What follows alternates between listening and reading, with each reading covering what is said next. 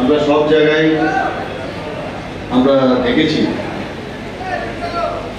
যে যখনই একটা সমস্যা হয় সেই সমস্যার সমাধানে এবং কোথাও দেখা গেল প্রয়োজন, খুবই প্রয়োজন মানুষের হাত বাড়ানো, ত্রিপুরার মানুষ কিন্তু সাথে সাথে সে হাত প্রসারিত করে সেখানে আসার সবসময় একটা তাগিদ অনুভব করে। সেটা আমরা 71 ওয়ারেই হোক এবং যখনই পাকিস্তানের সাথে ভারতের যুদ্ধই হোক, চায়নার সাথে যুদ্ধই হোক বা প্রাকৃতিক দুর্যোগ হোক, কোনো জায়গায় ত্রিপুরার মানুষের মধ্যে একটা মানে সারা জাগানোর যে বিষয়, যে মানুষ মানুষের জন্য, সেটা প্রমাণ আমরা অনেক সময় আমরা পেয়েছি। সেটা আজকে এখানে পরিলক্ষিত হচ্ছে। রক্তদানের যে আপনারা আয়োজন, তার মাধ্যমে আপনারা প্রমাণ করেছেন।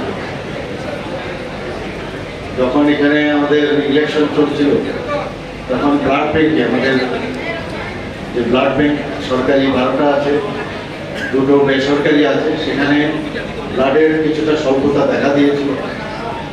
এসে মুখ্যমন্ত্রী আমি যখন আহ্বান করি, সব যারা স্কুল থেকেই হোক, কলেজ থেকে হোক, বিভিন্ন স্বেচ্ছাসেবী সংগঠনই হোক, অ্যাসোসিয়েশনই হোক, তারা কিন্তু সবাই এগিয়ে এসছে, রক্তদান দিয়েছে। আমরা জানি যে রক্তদান মহৎদান, তার কোনো বিকল্প কোনোদিনই হবে না। এবং ঈশ্বরের এমন এক দান যেটা ইনবিল্ট আমাদের শরীরের মধ্যে আছে।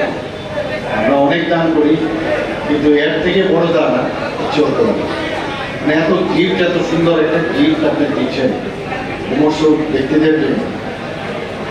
এবং আপনার এই রক্ত শুধু একজন না, 4 জন মুমূর্ষু ব্যক্তির, তাতে করে এই রক্তদানের মাধ্যমে তার বেঁচে যাওয়ার যে সুবিধা, সেটা অনেকাংশে বেড়ে যায়।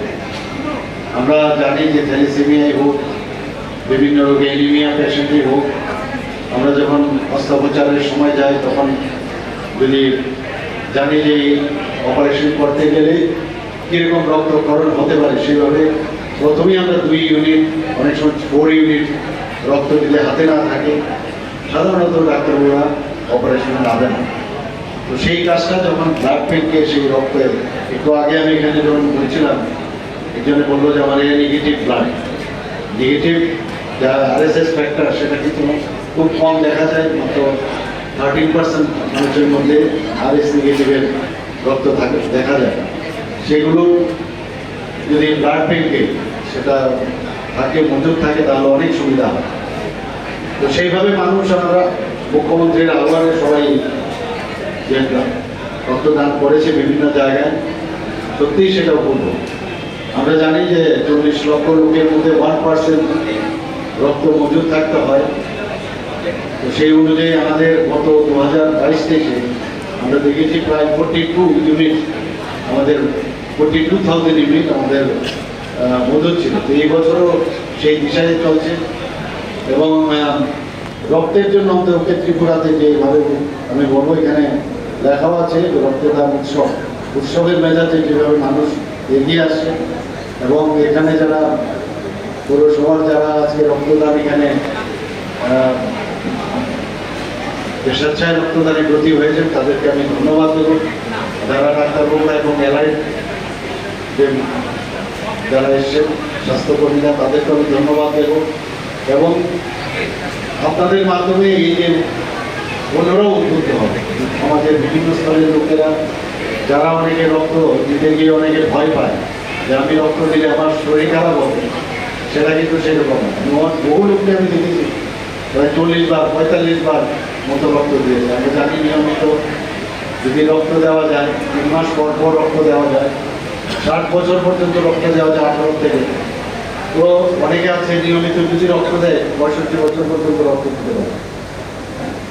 তো এটা একটা সামাজিক দায়িত্ব আমি বলবো। এতে করে এই রক্ত দিতে গেলে যে ভয়টা থাকে, তাতে কিন্তু উনারই ভালো হয় যে আমারও পরীক্ষা নিরীক্ষা হয়ে যায় যে আমি আমার কোনো সমস্যা আছে কিনা। রক্ত দিতে গেলে আগে নিজের যিনি রক্তদাতা তারও কিন্তু স্বাস্থ্য পরীক্ষা হয়। আমরা সাধারণত আমার শরীর ঠিক আছে কিনা আমরা চাই না, কিন্তু যখনই রক্তদানে ব্রতী হব তখন কিন্তু নিজেরও কিন্তু শারীরিক অবস্থাটা জানবে। আর রক্ত যদি আমরা দিই সাথে সাথে আমরা 3 মাস থেকে 3 সপ্তাহ থেকে 1 মাসের মধ্যেই আমাদের রক্ত নিজের মধ্যেই শরীরে আবার তার পুনর্বার তার ঘটানো হয়। তো কাজেই এখানে অনেক সুবিধা রক্তদান। যারা ব্লাড প্রেশারের রুগী, ক্লিনিং অফ ব্লাড, অনেক সময় কার্ডিওভাস্কুলার সমস্যা আছে, সেখানে যদি রক্ত দেই তাহলে ব্লাডটা কিন্তু ক্লিন হয়। আর তাতে করে যে তার কার্ডিওভাস্কুলার অ্যাক্সিডেন্ট হওয়ার বা যে হার্ট অ্যাটাক হওয়ার সম্ভাবনা সেটা কিন্তু অনেকাংশে কমে যায়।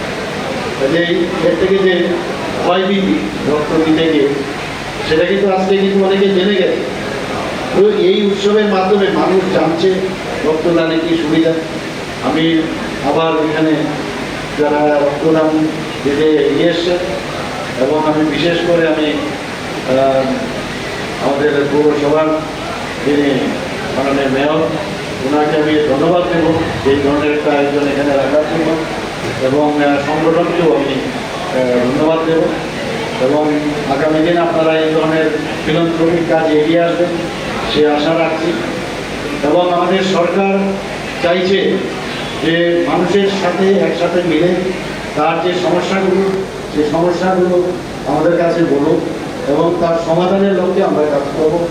এবং একটা ফ্রেন্ডলি যে সরকার মধ্যে কর্মচারী থাকবে, সরকারের মধ্যে অন্যান্য বিভিন্ন স্তরের কর্মচারী আধিকারিকরা থাকবে, এবং আমরা যারা জনপ্রতিনিধি তার মধ্যে যে একটা বন্ধন সেটা আরও বেশি সুদৃঢ় হবে। এটা যেন হয় যে আমরা এই সরকার আমাদের, এই সরকার আমার, এই যে বিষয়টা আমরা এই ধরনের যে কাজকর্মের মাধ্যমে যদি আমরা কোনো জায়গায় একসাথে হই আরও সুদৃঢ় হবে। সবাইকে অসংখ্য ধন্যবাদ। নমস্কার, জয় হিন্দ।